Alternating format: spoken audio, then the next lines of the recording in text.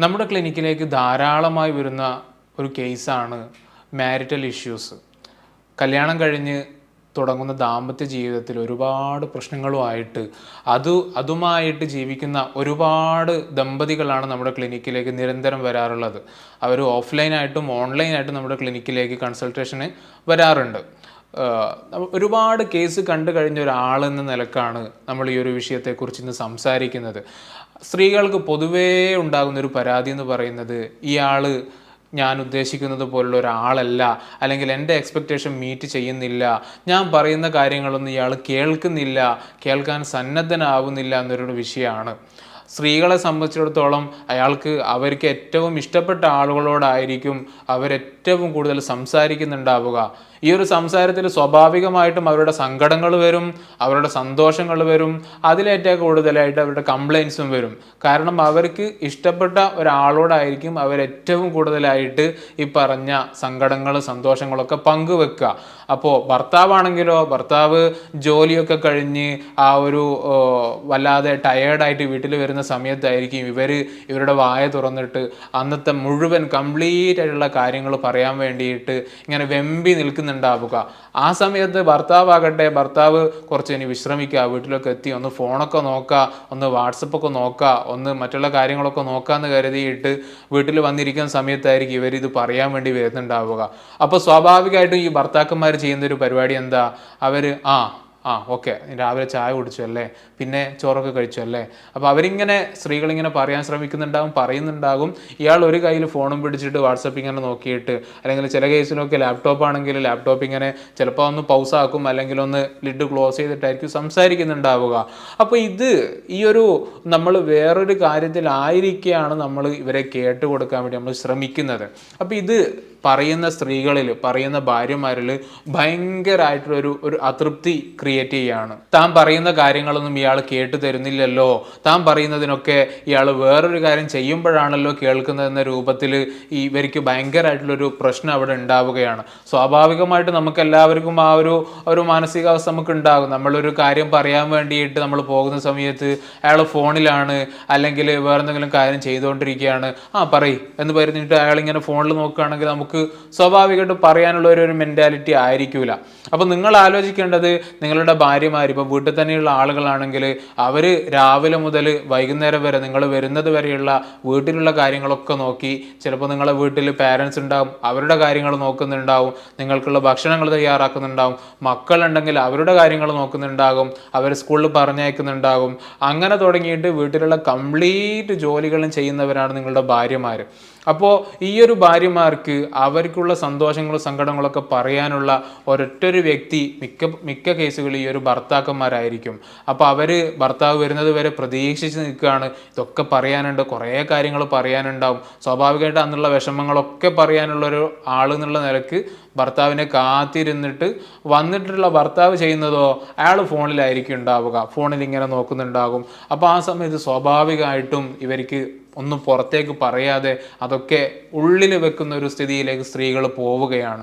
ഇതാണ് ഈ ഒരു കമ്മ്യൂണിക്കേഷൻ ബ്ലോക്ക് ആകുന്നതിൻ്റെ ഒരു തുടക്കം എന്ന് പറയുന്നത്. മിക്ക കേസിലും ഭർത്താവ് അറ്റൻറ്റീവ് ആയിരിക്കില്ല, അല്ലെങ്കിൽ വേണ്ട പോലെ അറ്റൻഷൻ കൊടുക്കാൻ അയാൾക്ക് പറ്റുന്നുണ്ടാവുകയില്ല. അപ്പോൾ അത് സ്ത്രീകളെ സംബന്ധിച്ചിടത്തോളം വലിയ പ്രശ്നങ്ങളാണ് അവരുടെ മനസ്സിൽ സൃഷ്ടിക്കുന്നത്. നമുക്കറിയാം, സ്ത്രീകളുടെ ഒരു ഇമോഷണൽ വെൻഡിങ് ഔട്ട് എന്ന് പറയുന്നത് അവർ സംസാരത്തിൽ കൂടി തന്നെയാണ്. പുരുഷന്മാർ ചിലപ്പം ഭയങ്കര ഒരു പ്രശ്നങ്ങളോ കാര്യങ്ങളൊക്കെ ഉണ്ടാകുന്ന സമയത്ത് അവർ ചിലപ്പോൾ ആരോട് സംസാരിക്കാതെ വിത്ഡ്രോ ചെയ്യുന്നതായിട്ടൊക്കെ ചില അവസരങ്ങളൊക്കെ ഉണ്ടാകാറുണ്ട്. പക്ഷേ സ്ത്രീകൾ അങ്ങനെയല്ല. സ്ത്രീകൾക്ക് അവരുടെ പ്രശ്നങ്ങൾ കളയുക, അതിൽ നിന്നൊരു റിലീഫ് കിട്ടുന്നത് അത് സംസാരിച്ച് തീർക്കുന്ന സമയത്താണ്. അതാകട്ടെ ഏറ്റവും ഇഷ്ടമുള്ള ആളോട് സംസാരിക്കാൻ വേണ്ടിയിട്ടായിരിക്കും അവർ നോക്കുന്നുണ്ടാവുക. അപ്പോൾ ഇത്തരത്തിൽ പ്രശ്നങ്ങൾ പറയുന്ന അവസരത്തിൽ കേൾക്കാൻ സന്നദ്ധയില്ലാത്തൊരു ഭർത്താവാണെങ്കിലാണ് ഈ പറയുന്ന രൂപത്തിൽ സ്ത്രീകൾക്ക് പ്രശ്നങ്ങൾ ഉണ്ടാക്കുന്നത്. അത് പതുക്കെ ഇവർ തമ്മിലുള്ള ഒരു ഇമോഷണൽ അറ്റാച്ച്മെന്റ് അത് കുറക്കുന്നതിലേക്കും ദാമ്പത്യ ജീവിതത്തിലേക്ക് വലിയ വിള്ളലുകൾ വീഴ്ത്തുന്നതിനൊക്കെ കാരണമാകും. അപ്പോൾ അത് സ്വാഭാവികമായിട്ടും ഭർത്താവിനോടുള്ള റെസ്പെക്റ്റ്, ഭർത്താവിനോടുള്ള ഒരു വാലിഡേഷൻ കൊടുക്കുന്നതിൽ സ്ത്രീകൾ പതുക്കെ അവർ പിൻവാങ്ങും. ചിലപ്പോഴൊക്കെ കുറ്റപ്പെടുത്തൽ തുടങ്ങും, ചിലപ്പോഴൊക്കെ ഉപദേശങ്ങൾ തുടങ്ങും. നിങ്ങൾ എന്താണ് ഇങ്ങനെ, നിങ്ങൾ അങ്ങനെയൊക്കെ ചെയ്യണ്ടേ എന്നുള്ള രൂപത്തിലേക്കുള്ള ഒരു വല്ലാതെ ഉപദേശം കൊടുക്കുന്ന ഒരു മെന്റാലിറ്റിയിലേക്ക് സ്ത്രീകൾ മാറും. അത് പുരുഷനെടുക്കുന്നുണ്ടാവുക, ഇവൾ എന്നെ കൺട്രോൾ ചെയ്യാൻ നോക്കുന്നുണ്ടല്ലോ, ഇവളെൻ്റെ അമ്മയാകാൻ ശ്രമിക്കുന്നുണ്ടോ, ഇവളെൻ്റെ ഉമ്മയാകാൻ ശ്രമിക്കുന്നുണ്ടോ എന്നുള്ള നിലക്കാർക്ക് പുരുഷന്മാരെടുക്കുന്നുണ്ടാവുക. അപ്പം പിന്നീട് അത് അവരുടെ സെക്ഷൽ ലൈഫിലേക്കും അത് മെല്ലെ വരികയാണ്. അത് ക്രമേണ അതിൻ്റെ സെക്ഷുവാലിറ്റിയുടെ ആ ഒരു ഫ്രീക്വൻസി കുറയുന്നുണ്ടാകും, സെക്ഷൽ ആക്ടിവിറ്റിയുടെ ഫ്രീക്വൻസി കുറയുന്നുണ്ടാകും. ഇങ്ങനെ തുടങ്ങിയിട്ടുള്ള ഒരുപാട് പ്രശ്നങ്ങളാണ് ഈ ഒരു കമ്മ്യൂണിക്കേഷനിൽ ഉണ്ടാകുന്ന ചെറിയൊരു പ്രശ്നങ്ങൾ കൊണ്ട്, ചെറിയൊരു അശ്രദ്ധ കൊണ്ട് ഉണ്ടായിത്തീരുന്നത്. പുരുഷന്മാർ ഈ ഒരു അവസരങ്ങളിലൊക്കെ പ്രത്യേകമായിട്ട് ശ്രദ്ധിക്കേണ്ടത് സ്ത്രീയുടെ വളരെ സവിശേഷമായിട്ടുള്ള ഒരു നീഡാണ് ഈ ഒരു കമ്മ്യൂണിക്കേഷൻ എന്ന് പറഞ്ഞാൽ സ്ത്രീകളെ സംബന്ധിച്ചിടത്തോളം. അപ്പോൾ അത് മീറ്റ് ചെയ്യുന്നുണ്ടോ, താൻ അതിന് പറ്റുന്ന ഒരാളാണോ എന്നുള്ള ഒരു ഇൻട്രോസ്പെക്ഷൻ എപ്പോഴും ഈ ഒരു ഭർത്താവ് ചെയ്തുകൊണ്ടിരിക്കണം. എപ്പോഴെങ്കിലും ഭാര്യ തന്നോട് വിഷയങ്ങൾ പറയാതിരിക്കുന്നുണ്ടോ, അപ്പോൾ അയാൾക്ക് മനസ്സിലാക്കുക എന്തോ ഒരു പ്രശ്നമുണ്ട് എന്നുള്ള നിലക്ക്. അപ്പോൾ സ്ത്രീകളെക്കുറിച്ച് നിരന്തരം അവരെ കൊണ്ട് ഇങ്ങോട്ട് സംസാരിപ്പിക്കണം, അവരുടെ വിഷയങ്ങളൊക്കെ നമ്മൾ കേട്ടുകൊടുക്കാൻ സന്നദ്ധനാണ് എന്നൊരു ഫീലിംഗ് അവർക്ക് കൊടുക്കണം. അത് നമ്മളെന്തെങ്കിലും ചെയ്യാനോ നമ്മളെന്തെങ്കിലും ആക്ഷൻ എടുക്കാനോ വേണ്ടിയിട്ടല്ല അവർ പറയുന്നത്, മറിച്ച് ജസ്റ്റ് പറയുകയാണ്. നമ്മൾ ജസ്റ്റ് ഒന്ന് ഒരു എമ്പതറ്റിക്കലി കേട്ടുകൊടുക്കുക എന്നുള്ള വിഷയം മാത്രമേ നമ്മൾ ചെയ്യാനുള്ളൂ. ചിലപ്പോൾ നമ്മുടെ സ്വന്തം ഉമ്മയെക്കുറിച്ചായിരിക്കും ഭാര്യ പരാതി പറയുന്നുണ്ടാവുക, അവരങ്ങനാക്കി ഇങ്ങനാക്കി, ഞാനിത് ചെയ്തപ്പോൾ അവരിങ്ങനെ പറഞ്ഞു, ഞാൻ ചെയ്തത് ഒന്നും പറ്റിയിട്ടില്ല. അപ്പോൾ അത് നമ്മളൊന്നും അവിടെ ചെയ്യേണ്ടതില്ല. നമ്മളിപ്പോൾ അതൊക്കെ കേട്ടിട്ട് ഉമ്മാനോട് പോയി സംസാരിക്കാൻ നിൽക്കുകയാണ്, അല്ല അമ്മയോട് പോയി സംസാരിക്കാൻ നിൽക്കുകയാണ്, അതവിടെ കൂടുതൽ പ്രശ്നങ്ങളായിരിക്കും ഉണ്ടാവുക. അത് പിന്നീട് ഇൻലോ റിലേഷൻഷിപ്പിലൊക്കെ വലിയ പ്രശ്നങ്ങളൊക്കെ ഉണ്ടാക്കി നമുക്ക് ജീവിതം തന്നെ ഒരു ദുസ്സഹമാകുന്ന രൂപത്തിലേക്കായിരിക്കും അത് പോവുക. അപ്പോൾ ആ സമയത്ത് നമ്മൾ ഈ പ്രശ്നങ്ങളൊക്കെ, അവർ പറയുന്ന കംപ്ലയിൻസ് ഒക്കെ വെറുതെ ഒന്ന് കേട്ടുകൊടുക്കുക, അതൊന്ന് എമ്പതറ്റിക്കലായിട്ട് ഒന്ന് കേട്ടുകൊടുത്താൽ മാത്രം തീരുന്ന വിഷയങ്ങളാണിത്. അതിനുള്ള ഒരു സന്നദ്ധത ഭർത്താക്കന്മാരെന്നുള്ള നിലക്ക് നമ്മളൊക്കെ ശ്രദ്ധിക്കേണ്ട ഒരു വിഷയമാണത്. നമ്മുടെ അടുത്ത് കുറച്ച് മുമ്പ് വന്നൊരു കേസ് ഉണ്ടായിരുന്നു. അവർ ഡൽഹിയിൽ രണ്ടുപേരും IT സെക്ടറിൽ വർക്ക് ചെയ്യുന്ന ആളുകളാണ്. ലവ് മാരേജ് ആയിരുന്നു. അവർ കല്യാണം കഴിഞ്ഞിട്ട് ഏകദേശം 2 വർഷമായി. നമുക്കറിയാം, ലവ് മാരേജ് എന്നൊക്കെ പറയുന്ന സമയത്ത് അത്രത്തോളം സ്നേഹിച്ച് അങ്ങനെ മനസ്സിലാക്കിയിട്ടായിരിക്കും ഇവരൊരു കല്യാണം എന്നുള്ളൊരു കൺസെപ്റ്റിലേക്ക് എത്തുന്നുണ്ടാവുക. പക്ഷേ മിക്ക കേസിലും നമ്മൾ കാണാറുള്ളത് കല്യാണം കഴിഞ്ഞ് ചിലപ്പോൾ 1 വർഷമോ അല്ലെങ്കിൽ 1.5 വർഷമൊക്കെ കഴിയുന്ന സമയത്ത് അവർ തമ്മിൽ എന്തൊക്കെ കാരണങ്ങൾ കൊണ്ടുള്ളൊരു അകൽച്ച ഉണ്ടാകുന്നതാണ്. അപ്പോൾ അത്തരത്തിലുള്ളൊരു കേസായിരുന്നു ഞാൻ ഈ പറഞ്ഞത്. ആ കേസിലെ ഭാര്യയായിരുന്നു നമ്മുടെ അടുത്ത് ക്ലയൻ്റായിട്ട് വന്നിട്ടുണ്ടായിരുന്നത്.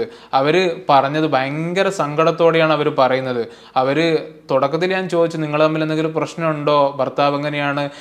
കുഴപ്പമൊന്നുമില്ല, ഭർത്താവ് കുഴപ്പമൊന്നുമില്ല എന്ന് മാത്രമേ പറഞ്ഞിട്ടുണ്ടായിരുന്നുള്ളൂ.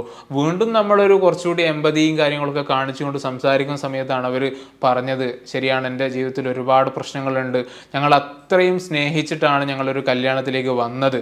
പക്ഷേ കല്യാണം കഴിഞ്ഞ് കുറച്ച് കഴിഞ്ഞ് ഇപ്പോൾ ഏകദേശം 1 വർഷത്തോളമായിട്ട് ഞങ്ങൾ തമ്മിൽ യാതൊരു സംസാരങ്ങളില്ല എന്ന് പറഞ്ഞാൽ ഒരു ഉള്ളിലേക്ക് ഇറങ്ങി മനസ്സ് തുറക്കുന്ന ഒരു സംസാരം നടക്കുന്നില്ല. ജസ്റ്റ് ഭക്ഷണം കഴിച്ചോ, ഭക്ഷണം കഴിച്ചു, പിന്നെ മറ്റുള്ള എന്തെങ്കിലും കാര്യങ്ങൾ ചെയ്തോ, അത് മാത്രമാണ് ഇപ്പം നമ്മൾ തമ്മിൽ നടക്കുന്ന ഒരു കമ്മ്യൂണിക്കേഷൻ.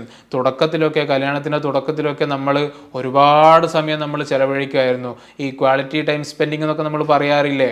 അപ്പോൾ ആ രൂപത്തിൽ അവർ ഒരുപാട് സമയം ഏതൊരു കപ്പിൾസും ചെയ്യുന്നത് പോലെ അവർ സമയം ചിലവഴിച്ചിരുന്നു.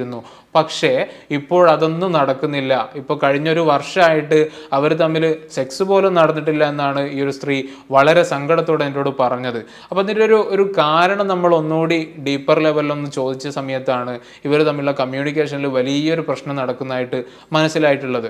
ഭർത്താവ് കുറച്ച് വർക്കഹോളിക് ആയിട്ടുള്ള ആളാണ്. അപ്പം വർക്കൊക്കെ കഴിഞ്ഞിട്ട് രാത്രി വരാൻ തന്നെ 6 മണിക്ക് കഴിയുന്ന വർക്കാണെങ്കിലും ഓഫീസിൽ തന്നെ ഇരുന്നിട്ട് മറ്റുള്ള കാര്യങ്ങളൊക്കെ കുറച്ച് ആത്മാർത്ഥത കൂടുതലാണെന്നൊക്കെ പറയാം. അതൊക്കെ കഴിഞ്ഞിട്ട് ഫാമിലിയിലേക്ക് ഒരു 8 മണിയൊക്കെ ആകുമ്പോഴാണ് വരിക. എന്നാൽ വന്നു കഴിഞ്ഞാലും കുറച്ച് ഇമെയിൽസ് അയക്കാനുണ്ടാകും, കുറച്ച് വാട്സപ്പ് നോക്കാനുണ്ടാകും, അല്ലെങ്കിൽ കുറച്ച് TVയും കാര്യങ്ങളൊക്കെ ആയിട്ട് പോവാണ്. ഞാൻ തുടക്കത്തിൽ പറഞ്ഞ അതേ ഒരു സംഭവമാണ് ഇവരുടെ ജീവിതത്തിൽ ഉണ്ടായിരുന്നത്. ഭാര്യ വീട്ടിൽ തന്നെയാണ്, വർക്ക് ഫ്രം ഹോം ആയിരുന്നു അവർക്ക് ചെയ്യാനുള്ളത്. അപ്പോൾ അവരുടെ വിഷയങ്ങളൊക്കെ സംസാരിക്കാൻ വേണ്ടിയിട്ട് രാത്രി വരുന്ന ഭർത്താവിനെ സ്വീകരിച്ചിരുത്തി സംസാരിക്കാൻ നോക്കുന്ന സമയത്ത് ഭർത്താവ് ഇതൊന്നും കേൾക്കാനുള്ള ഒരു സന്നദ്ധത പ്രകടിപ്പിക്കുന്നില്ല എന്ന് മനസ്സിലാക്കി പിന്നീട് അവർ മെല്ലെ മെല്ലെ താൻ അങ്ങോട്ടുള്ള സംസാരം കുറക്കുകയാണ് ചെയ്തത്. സ്വാഭാവികമായിട്ടും ഈ ഒരു ഭർത്താവിന് സന്തോഷമാണ്. കാരണം എന്താണ്, ഇവളിങ്ങനെ നിരന്തരം ഇങ്ങനെ പറയുന്നത് കേൾക്കണ്ടല്ലോ എന്നുള്ള നിലക്കായിരിക്കും ചിലപ്പോൾ അയാൾ എടുത്തിട്ടുണ്ടാവുക. ഏതായാലും അത് പിന്നീട് പതിയെ പതിയെ ഇവർ തമ്മിലുള്ള മൊത്തം കമ്മ്യൂണിക്കേഷൻ ബ്ലോക്ക് ആകുന്ന ഒരു രൂപത്തിലേക്ക് പോവുകയും പിന്നീട് അവരുടെ മറ്റുള്ള സെക്ഷൽ റിലേഷൻഷിപ്പിലാണെങ്കിലും ഇമോഷണൽ അറ്റാച്ച്മെൻറ്റിലൊക്കെ ആണെങ്കിലും വലിയ വിള്ളൽ വീഴ്ത്തുന്ന രൂപത്തിലാണ് പിന്നീട് അത് ഉണ്ടായത്. ഇപ്പോൾ ഇവർ വരുന്ന സമയത്ത് ഉറക്കില്ല, അതേപോലെ തന്നെ ഭക്ഷണമില്ല, ചെറിയ രൂപത്തിലുള്ള സൂയിസൈഡൽ ടെൻഡൻസി അടക്കം ഈ ഒരു സ്ത്രീക്ക് ഉണ്ടായിരുന്നു. കാരണം അവരൊക്കെ പറയുന്നത് ഒറ്റൊരു ചിന്തയാണ് അവരുടെ മനസ്സിൽ നിരന്തരം വരിക, നമ്മൾ ഇത്രത്തോളം സ്നേഹിച്ചിട്ടും, നമ്മൾ 100% സ്നേഹിച്ചിട്ടും നമുക്ക് തിരിച്ചിങ്ങോട്ടൊരു നമ്മളെ സ്നേഹിക്കുന്നില്ലല്ലോ, കെയർ ചെയ്യുന്നില്ലല്ലോ ഈ ഒരു ഹസ്ബൻഡ് എന്നുള്ള രൂപത്തിലാണ് അവർ ചിന്തിക്കുന്നത്. പക്ഷേ നമ്മൾ ഹസ്ബൻഡിനോട് സംസാരിക്കുന്ന സമയത്താണ് അയാൾ ചോദിക്കുന്നത്, ഞാൻ എന്താണ് ഇനി ചെയ്യേണ്ടത്, ഞാൻ അവൾക്ക് വേണ്ട കാര്യങ്ങളൊക്കെ ചെയ്തു കൊടുക്കുന്നുണ്ട്, ഫിനാൻഷ്യലി എല്ലാ സപ്പോർട്ടും ഞാനാണ്, അവൾ പറയുന്ന സമയത്ത് പറയുന്ന കാര്യങ്ങൾ ഞാൻ ചെയ്തു കൊടുക്കുന്നുണ്ട്, മറ്റുള്ളതൊക്കെ ഞാൻ ചെയ്തു കൊടുക്കുന്നുണ്ട്, പക്ഷേ ഇവൾ പറയുന്നത് പോലെ ഇപ്പോൾ ഞാനിനി എന്താണ് ഇനി ചെയ്യാനുള്ളത് എന്നുള്ളൊരു ചോദ്യമായിട്ടാണ് ഹസ്ബൻഡ് വരുന്നത്. അപ്പോൾ ശരിക്കും ഇവിടെ എന്താണ് സംഭവിക്കുന്നത്, എന്താണ് തൻ്റെ ഭാര്യയ്ക്ക് അല്ലെങ്കിൽ ഒരു ഫീമെയിൽ പാർട്ട്ണറിന് എന്താണ് ഒരു റിലേഷൻഷിപ്പിൽ നിന്ന് വേണ്ടത് എന്നതിനെക്കുറിച്ച് കൃത്യമായ ധാരണ ഈ ഒരു ഭർത്താവിന് അല്ലെങ്കിൽ മെയിൽ പാർട്ട്ണറിന് ഇല്ലായിരുന്നു, അതിനെക്കുറിച്ച് അറിയില്ലായിരുന്നു. അപ്പോൾ അതുകൊണ്ടുണ്ടായിട്ടുള്ള ചെറിയ അശ്രദ്ധ കൊണ്ടാണ് ഇത്തരത്തിലുള്ള വലിയൊരു പ്രശ്നമായിട്ട് അത് രൂപാന്തരപ്പെട്ടിട്ടുള്ളത്. ഇപ്പോൾ നമ്മൾ ഇത്രത്തോളം ഇമ്പോർട്ടൻ്റ് ആയിട്ടുള്ളൊരു വിഷയമാണ് ഈ ഒരു ലിസണിങ് എന്ന് പറയുന്നത്. പ്രത്യേകിച്ചിട്ട് നമ്മുടെ വൈഫുമാരൊക്കെ നമ്മൾ ശ്രദ്ധിക്കേണ്ട ഒരു വിഷയമാണ്. കാരണം അവർക്ക് നമ്മൾ സങ്കടങ്ങളൊക്കെ പറയാൻ വേറെ ആരും അവർക്ക് ഉണ്ടാവുകയില്ല. അപ്പോൾ ഈ ഒരു കാര്യങ്ങൾ മനസ്സിലാക്കിയിട്ട് നമ്മൾ അവരോട് നല്ല രൂപത്തിലുള്ളൊരു കമ്മ്യൂണിക്കേഷൻ, ഒരു ഓപ്പൺ കമ്മ്യൂണിക്കേഷൻ എപ്പോഴും നമ്മൾ നിലനിർത്തണം. അതിലെന്തെങ്കിലും പ്രശ്നങ്ങളുണ്ടെങ്കിൽ നമ്മൾ വീണ്ടും വീണ്ടും പരിഹരിച്ചു കൊണ്ടിരിക്കണം എന്ന് പറഞ്ഞുകൊണ്ട് നമ്മൾ ഈ ഒരു വീഡിയോ ഇവിടെ കൺക്ലൂഡ് ചെയ്യുകയാണ്. കാര്യങ്ങളൊക്കെ നിങ്ങൾ മനസ്സിലാക്കിയിട്ടുണ്ടാകുമെന്ന് പ്രതീക്ഷിക്കുകയാണ്. ഏതായാലും നല്ലൊരു ടോപ്പിക്കുമായിട്ട് അടുത്തൊരു വീഡിയോയിൽ നമുക്ക് കാണാം. താങ്ക്